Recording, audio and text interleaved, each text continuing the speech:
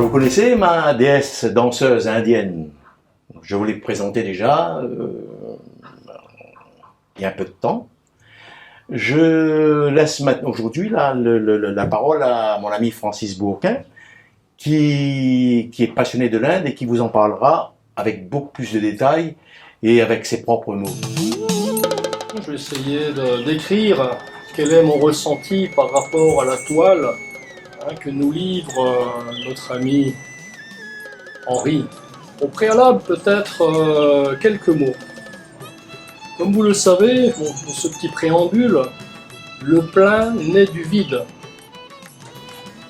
La forme naît du sans forme. La couleur, la lumière naît de l'obscurité et des ténèbres. La parole naît du silence. Parvati s'offre à notre regard. Nous, en tant que créatures, nous observons, nous ressentons, nous asseyons, nous contemplons la divinité. J'aimerais pouvoir m'arrêter là, mais nous allons quand même apporter un regard sur cette œuvre. Parvati, pourquoi Parvati? Moi je la ressens Parvati, d'une part parce qu'elle porte les couleurs rouges qui symbolisent la terre et bleu qui symbolise le ciel, l'infini, la spiritualité, le cosmos. Cette œuvre a 8 bras, 8 mains, tout un ensemble de symboles dont une partie relève de l'Inde, l'Inde védique, l'Inde brahmanique, Sanatana Dharma, l'hindouisme d'aujourd'hui. D'autres symboles se réfèrent à la culture créole réunionnaise, qui elle est née d'un métissage. Comme le dit Fernand Braudel, la géographie commande à l'histoire. Donc c'est la situation spécifique de la Réunion au sein des îles Mascareignes qui permet cette rencontre des cultures. La Chine, l'Inde, le Proche et Moyen-Orient, l'Occident, c'est-à-dire la France en particulier pour ce qui nous concerne. Ces métissages au sein de la zone océan Indien, c'est la côte Swahili, donc l'Afrique orientale, c'est Mauritius, l'ancienne île de France, c'est l'île Bourbon, c'est-à-dire la Réunion, où nous sommes aujourd'hui. Passons directement à la description de la toile elle-même.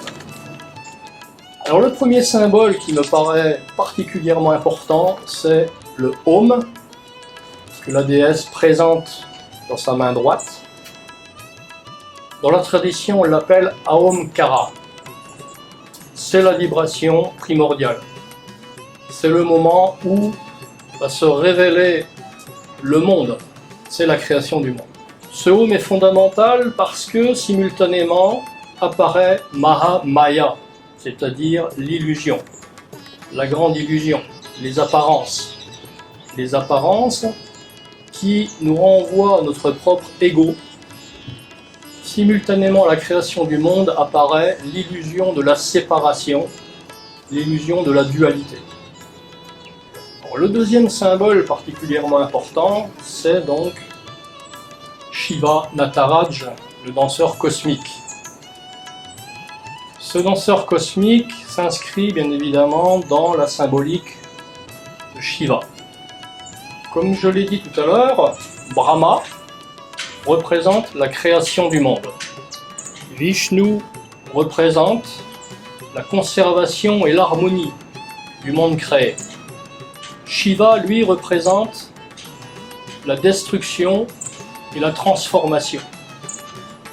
Ces trois entités représentant un cycle: création, conservation, destruction, transformation. Shiva Nataraj est représenté donc dans un cercle de feu. Son pied droit s'appuie sur, non pas un petit enfant, mais sur un enfant avec une moustache, c'est-à-dire l'ego, Ahankara. Donc la représentation de Shiva Nataraj, danseur cosmique, lors de la création du monde, nous dit également: vous devez maîtriser votre ego. atteindre l'équilibre vous réalisez sur le plan spirituel. Donc cette danse est magique, d'autant plus que derrière sa tête, nous voyons une sorte de rayon qui resplendissent. Cela signifie en fait spanda. Spanda, épanouissement, expansion, déploiement du réel, et non pas de la réalité apparente. J'y reviendrai tout à l'heure. Le troisième symbole qui est particulièrement important dans la spiritualité hindouiste, c'est le trident. Le trident, donc, que Parvati tient dans sa main droite, avec donc trident, 3 dents, qui se réfèrent là aussi, création du monde, conservation, harmonie, transformation, destruction. Donc le cycle, la notion de temps cyclique. Les autres symboles traitent plus particulièrement de ce métissage entre une Inde qui aujourd'hui a pratiquement 1,4 milliard d'habitants et une île de la Réunion qui, au départ, était une île à épices et qui est devenue une île à canne à sucre. Donc parmi ces symboles, eh bien, il y a d'une part la grecque, donc cette cafetière traditionnelle que nous retrouvons également au musée des arts décoratifs de l'océan Indien, à Saint-Louis. Le pilon, qui est la plupart du temps en pierre et qui permet de broyer les épices, le poivre, le curcuma et tous les épices donc, que l'on trouve à la Réunion. Le sabre à canne, bien évidemment, qui permet de couper la canne, la plupart des champs de canne donc nécessitant la main-d'œuvre, qui explique la présence en particulier des Indiens, particulièrement les Indiens du sud de l'Inde, donc les Indiens du Kerala et du Tamil Nadu, et en particulier la communauté tamoule. Les autres symboles tiennent à la dentelle de Silas, avec le fameux point de Silas, qui est une spécificité du cirque de Silas, avec la lentille. Et puis donc le kayamb, cet instrument de musique traditionnelle, avec ces fameuses graines de conflore, qui permet de donner un rythme très soutenu, en particulier dans cette musique maloya, qui est désormais patrimoine mondial de l'UNESCO. Maloya lié à la tradition de l'esclavage, de l'engagisme, et donc que l'on retrouve dans la musique réunionnaise, outre le Sega bien sûr.